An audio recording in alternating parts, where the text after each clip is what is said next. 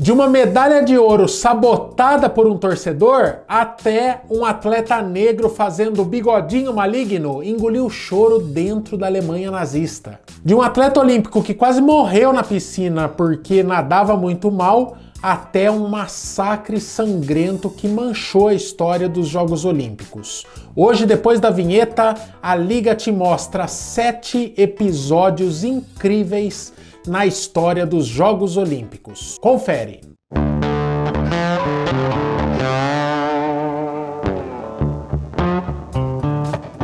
Fala galera, eu sou o Maico, essa aqui é a Liga dos Curiosos e hoje o papo aqui é Olimpíadas. Afinal de contas, a gente tá há poucos dias, quando eu tô gravando aqui pelo menos, há poucos dias dos Jogos Olímpicos de Tóquio. E desde 1896, quando aconteceram os primeiros Jogos Olímpicos lá em Atenas, muita coisa emocionante rolou, vários fatos inesquecíveis e alguns deles até tristes. Então eu separei 7 fatos inesquecíveis, pro bom ou pro mal, envolvendo os Jogos Olímpicos. Vamos começar a mostrar agora. E se você gosta de conteúdo bacana, assim, bem informativo, para você que é curioso, já confere aí se você já está inscrito na Liga e deixa o like para fortalecer o vídeo. Vamos para nossa lista. Vamos começar com a vez que um atleta negro fez o bigodinho do mal chorar de ódio por dentro. Eu não vou falar o nome desse meliante, porque senão o YouTube tira o alcance do vídeo, mas vocês sabem de quem eu tô falando, né?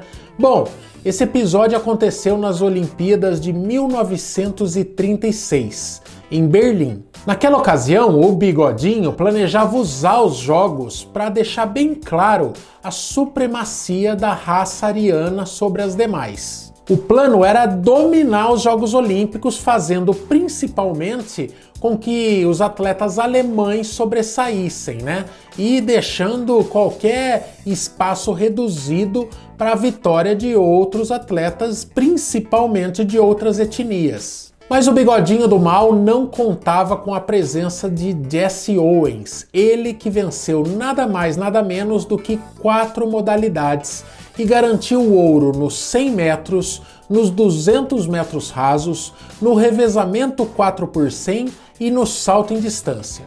Ao receber as medalhas e ocupar o lugar mais alto no pódio por 4 vezes, coisa que o Bigodinho repudiou, o Owens calou um estádio onde espectadores e até adversários faziam a saudação nazista. É bom que se frise que nessa época o mundo ainda não conhecia todo o potencial maligno por trás das ideias daquele tirano, né? E somente anos mais tarde é que aconteceu, por exemplo, o Holocausto dos judeus. Diferente do que fazia com outros campeões nas suas modalidades, o Bigodinho não cumprimentou o Jesse Owens. Já o adversário do Owens, um atleta alemão chamado Luz Long, foi um dos primeiros a cumprimentá-lo pela vitória. Anos mais tarde, esse atleta Luz Long foi enviado para a frente de batalha e acabou sendo morto durante a guerra.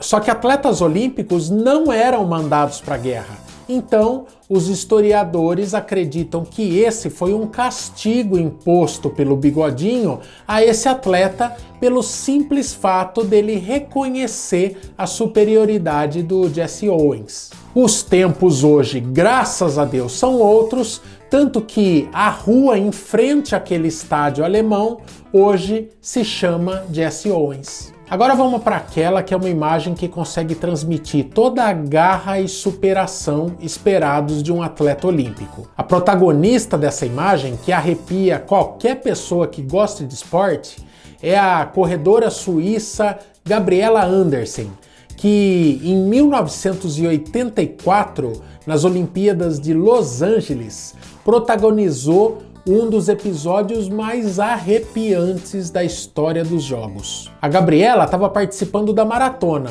uma corrida de 42 quilômetros, distância que testa os limites do corpo humano. O dia estava muito quente e, além de desidratada, a atleta sofreu com cãibras e enjoos. Ela podia abandonar aquela tortura a qualquer momento, mas mesmo já sabendo que estava completamente fora da disputa por medalhas, ela decidiu que completaria a prova do jeito que fosse possível. Os últimos metros dessa extenuante jornada, já dentro do estádio e empurrada pelo público, olha, foi um negócio marcante.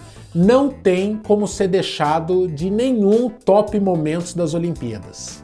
Na nossa próxima posição, vamos mostrar outro poderoso símbolo contra a discriminação racial. Dessa vez, aconteceu nos Jogos de 1968, quando os corredores Tommie Smith e John Carlos protestaram no pódio contra a segregação racial nos Estados Unidos.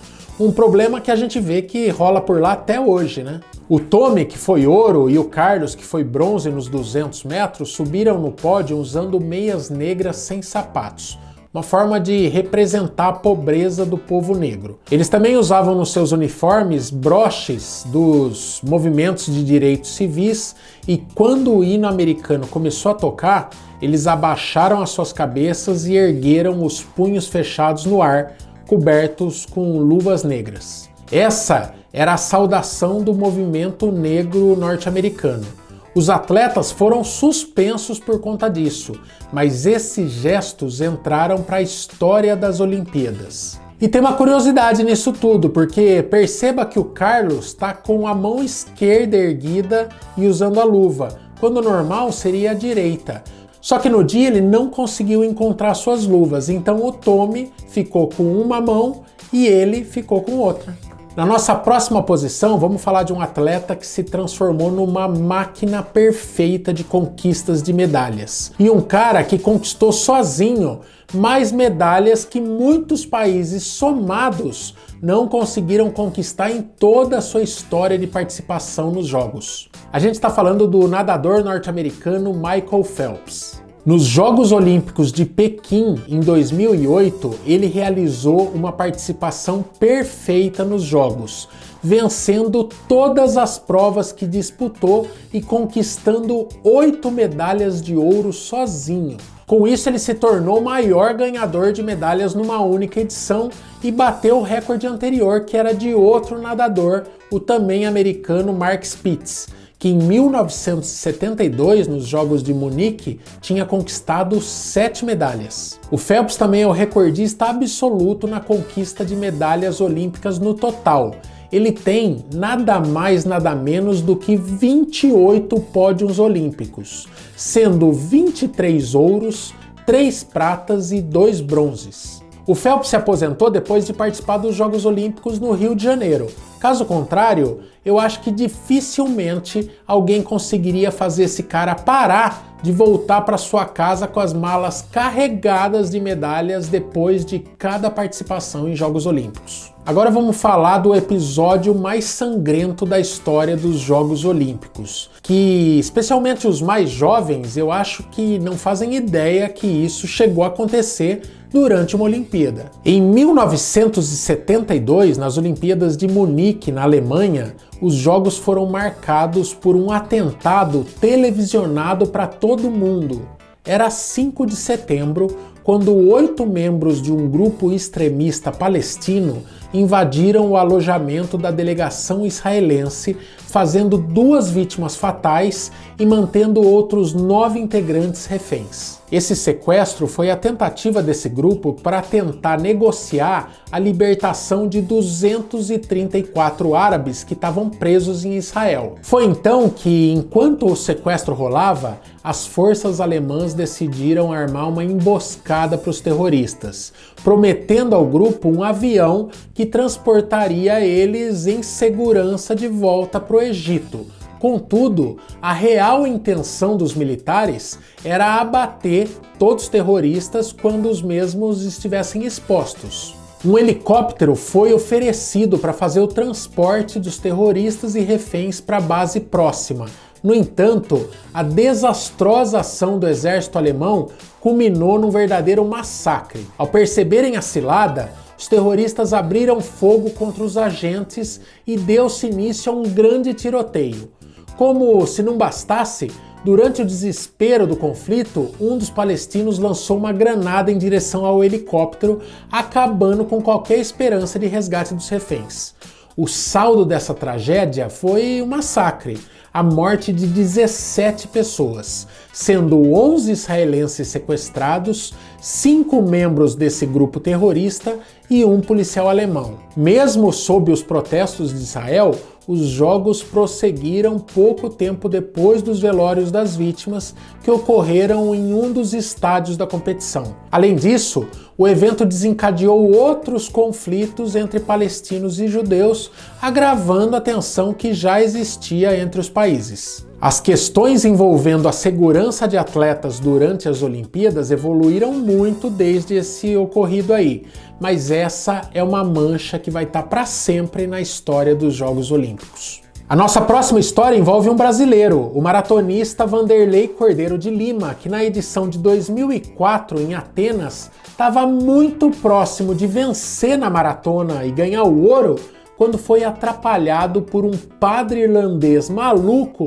que agarrou ele e atrapalhou completamente o rendimento do brasileiro. O Vanderlei estava muito à frente do segundo colocado e já estava no quilômetro 36 dos 42 quilômetros da maratona.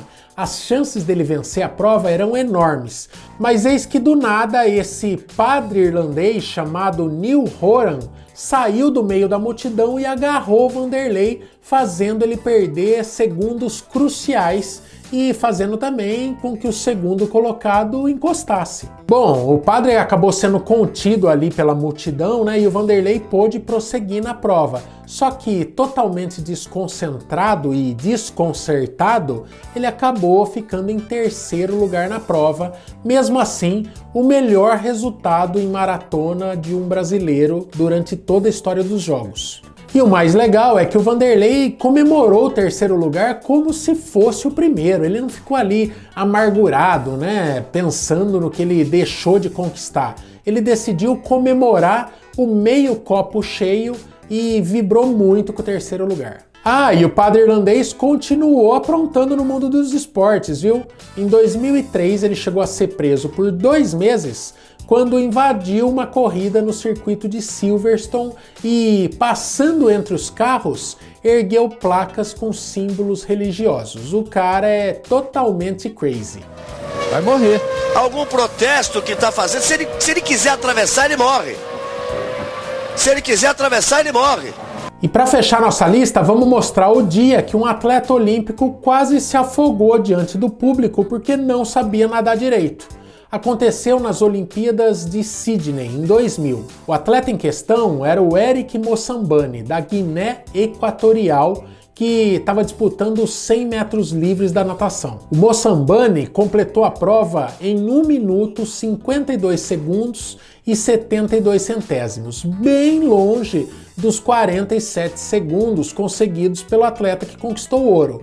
Mas a emoção que esse cara deu para o público e para todo um país foi inigualável. A saga do Eric começou 4 meses antes dos Jogos Olímpicos de 2000, quando ele ouviu na rádio uma convocação. Naquela ocasião, o Comitê Olímpico da Guiné Equatorial procurava por nadadores graças a um convite do Comitê Olímpico Internacional oferecido para nações que precisavam ganhar experiências na modalidade.